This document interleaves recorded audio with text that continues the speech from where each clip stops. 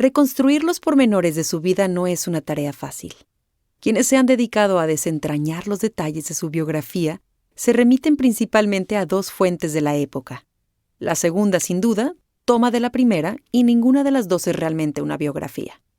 Está la respuesta de la poetisa a la muy ilustre Sor Filotea de la Cruz, 1691, del puño y letra de ella misma, que es una autodefensa de su labor intelectual ante las acusaciones que le hace el obispo de Puebla, don Manuel Fernández de Santa Cruz, en su carta admonitoria, algo así como lo que hoy sería una carta notarial, bajo el seudónimo Sor Filotea. Existe también la obra de un contemporáneo suyo, el padre Diego Calleja, publicado en 1700, Vida de la Madre Juana Inés de la Cruz, religiosa profesa en el convento de San Jerónimo de la Ciudad Imperial de México. Esta obra toma mucho de la respuesta, y en ambas la narración se ciñe a las convenciones de las historias de vida de santos, cuyo fin es retratarlos como ejemplos de virtud. Aunque Calleja no conoció personalmente a Sor Juana, pues éste nunca pisó el Nuevo Continente, su obra tuvo gran influencia en la forma en que se entendió la vida de la poeta.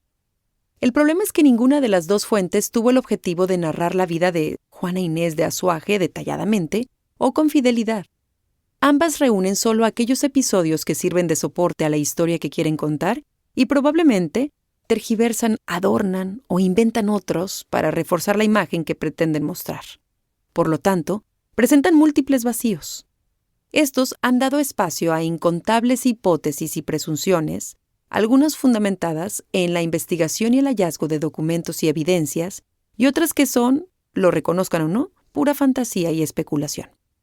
En cuanto uno empieza a recorrer el camino de la vida de Sor Juana, se encuentra con que el primer paso ya es en falso.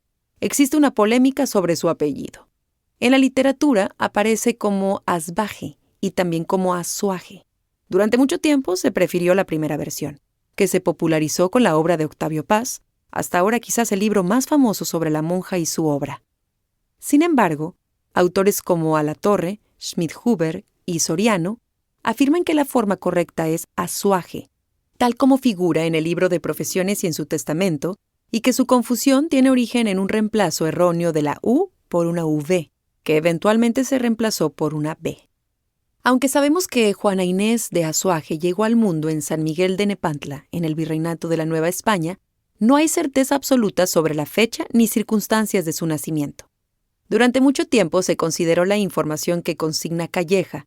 Nació en 1651, hija legítima de Isabel Ramírez de Santillana, criolla, y el capitán español Pedro Manuel de Azuaje.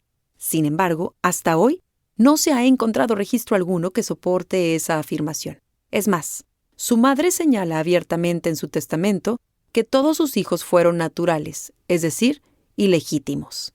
Existe, en cambio, un acta de bautismo que registra el nacimiento, 3 años antes, en una parroquia de la jurisdicción de Nepantla, de una niña llamada Inés, cuyos padrinos fueron Miguel y Beatriz Ramírez, hermanos de Isabel. Es posible que esa pequeña sea nuestra protagonista, pues figura en el documento como hija de la Iglesia, es decir, hija ilegítima. Es sobre la base de esa información que para muchos la fecha más plausible de su nacimiento es 1648. Fue en el campo, 77 kilómetros al sur de la actual Ciudad de México, donde Sor Juana vivió su primera infancia.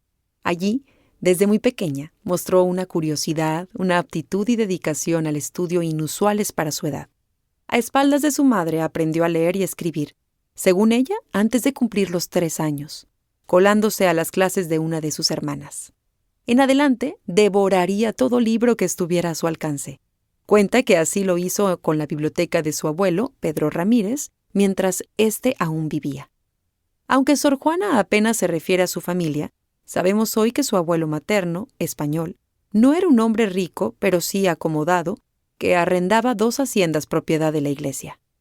Una en San Miguel de Nepantla, donde nació Juana Inés, y otra en Panoayán, donde vivió junto con su madre y sus 2 hermanas mayores, María y Josefa.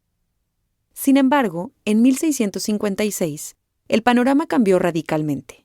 El abuelo murió y su madre tuvo un primer hijo con una nueva pareja, Diego Ruiz Lozano.